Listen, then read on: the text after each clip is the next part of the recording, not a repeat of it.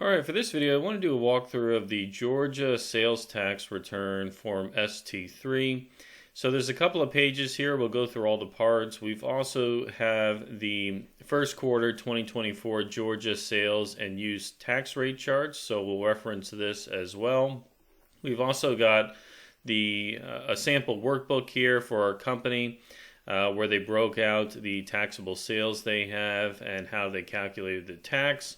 And then lastly, just one slide here covering some background on the Georgia ST-3 and then some more details on the fact pattern. So when we talk about sales taxes, and this applies to most states, the states will have both a state and a local sales tax. Now in Georgia, the statewide rate is 4%, while the local rates will vary anywhere between 3 and 5. And so Georgia publishes that Georgia Sales and Use Tax Rate Charts, and it gives you a list of all the rates on a county by county basis, and it keeps them current so you know what to use. Now, Georgia businesses, when you report your sales, you have to separate them between what is taxable and what's an exempt sale. So taxable sales are subject to sales tax, exempt sales are not. Now, some sales will be exempt from the statewide tax of 4%, but they might still be subject to the local sales tax rate. So you really have to be careful what kind of line of business you're in, what kind of products or services are you selling and where, and then determine where the appropriate rates are. Now, if you're going to submit a return and it's going to be more than $500 in sales tax liability, you generally have to electronically file the return and submit an electronic payment. You can't paper file and send a check. Now, even if your sales are less than this, you can certainly register for the e-services and do it online. That's highly recommended because it's a little faster, it's easier, and you're less prone to making errors when completing the forms. Now, the due date of the form, it's no later than the 20th day following the month where the period ends. So we're going to be looking at a January 31 month end, so the return is due by February 20th.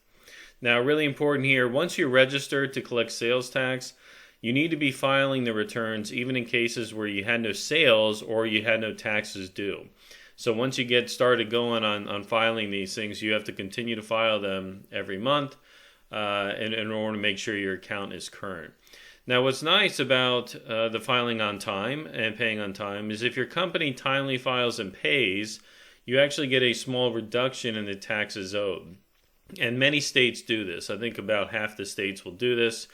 So the discount on the tax is going to be 3% of the first $3,000 of tax collected, followed by 0.5% of any sales taxes collected over $3,000. And we'll see on the return how this company calculates that discount. Now, you lose the discount if you file or pay late, or if you file on paper, but you should be electronically filing. So really important to timely file, and if you have to file electronically, do so. Don't submit a paper return. Now, in our fact pattern here, we've got John Taxpayer. He's the sole shareholder employee of Not a Real Company, Inc., which is a Georgia Corp., and it's taxable as a C corporation. Now, the company operates a food truck north of the city of Atlanta, so it's still in Fulton County, but it's outside the city. And the truck sells hot dogs, sandwiches, french fries, hamburgers, sodas, and bottled water. Now, all of these sales are going to be taxable, so none of them are exempt given this line of business. So John determines the local rate is 3.75%, so he's got to pay 4%, plus the 3.75%, so that's what he's got to collect on the sales. So 7.75% total. And so if we have a quick look at the chart, this is again where all the rates are for the various counties and localities. So you see here, Fulton County is broken out into a number of different areas. And so if you're in Fulton but beyond any of these regions, then we would be using the 060 code for 7.75. Now, as it notes up here, the state sales tax rate is of 4% is included in these. So in other words, if you're in Floyd County, that 7% is the total. So 4% of statewide plus 3% of local. That's how this chart works, except for this 803 Fulton in cent yards. Okay. Now, John also purchases all of his inventory locally, and he's got no out-of-state purchases, nothing like that, so he's not going to owe any use tax. He sells $6,215 of product, so his revenue is $6,215 in January 2024, and he collected $481.66 of sales tax. So 6,215 times 7.75% is the 481. And we can see that in his breakdown here. So he separated his sales by all the items, all of which is taxable sales. So 6,215 of taxable sales. And he's paying the 7.75% collectively.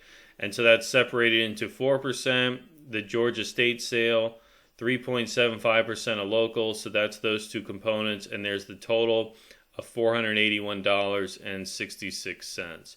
So now if we have a look at the return, so this is the paper version of the return. The way this works is you have the blank version of the return and you input all of your information, and then when it's completed, you go ahead and print the form, and it prints a finalized version with all the fields kind of locked in. But what it also does is it generates this payment voucher at the bottom.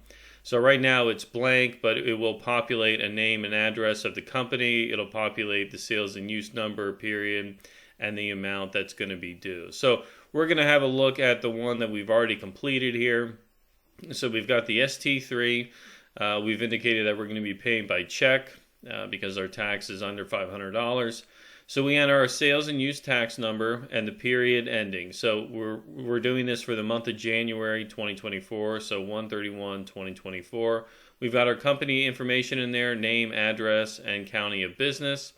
And then part A is where we have the tax summary, but first we need to go to page 2.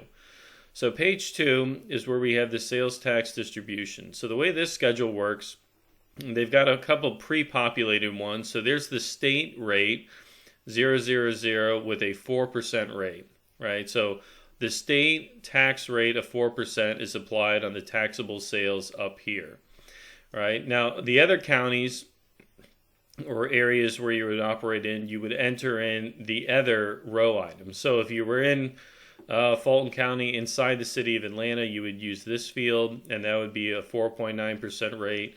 But in our case, we're in Fulton County, not within one of these areas, so we use code 060 as we saw on that rate schedule. We have our taxable sales of $6,215.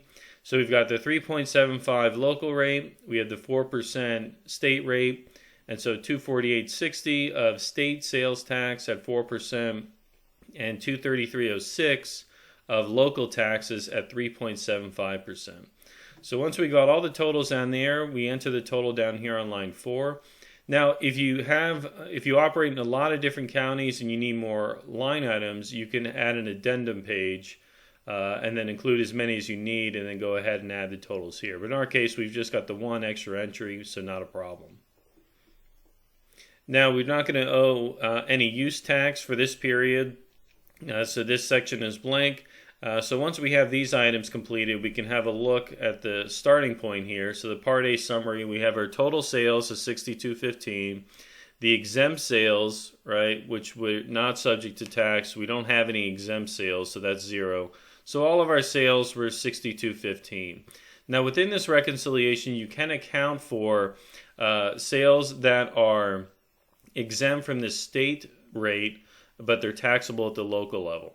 All right, and so those adjustments will be made back on page 2 in Part B. So we've got the $6,215. We've got our total sales tax from Part B, line 21, of $481. We owe no use tax, and we have no prepaid local sales or use tax from Part C. So if we go to Part C really quickly, have a look at that. So this is where we have the vendor's compensation calc. So remember, the vendors, you are basically rewarded for filing on time and paying your tax on time. And so this is where we calculate the discount. So we're working with line 1 here.